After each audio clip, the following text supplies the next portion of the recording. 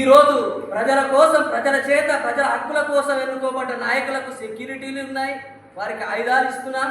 మనల్ని ఆదివాసీ బిడ్డల కోసం పనిచేస్తున్న వాళ్లకు గుండెల్లో గుండు తీస్తున్నాం అనేది దీన్ని మరిచినటువంటి ఈ కేంద్ర ప్రభుత్వం సైనిక బలగాలను వెంటనే ఉపసంహరించుకోవాలి. లేదు అనుకుంటే ఇలా మావోయిస్టులు మేము ఏదో జీతం కోసం పనిచేస్తున్నాం, మా జీతం కోసమే అని ఈరోజు అడవిలోకి వెళ్ళినటువంటి పరిస్థితి లేదే.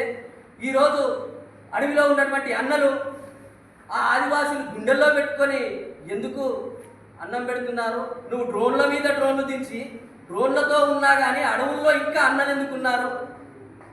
ఆ అడవుల్లో ఉన్నటువంటి అన్నలు ఎలా బతకగలుగుతున్నారు? ఇంత టెక్నాలజీలో కూడా ఒక మొన్ననే చనిపోయినటువంటి రేణుక ఏం చదువుకున్నది? LLB చేసింది.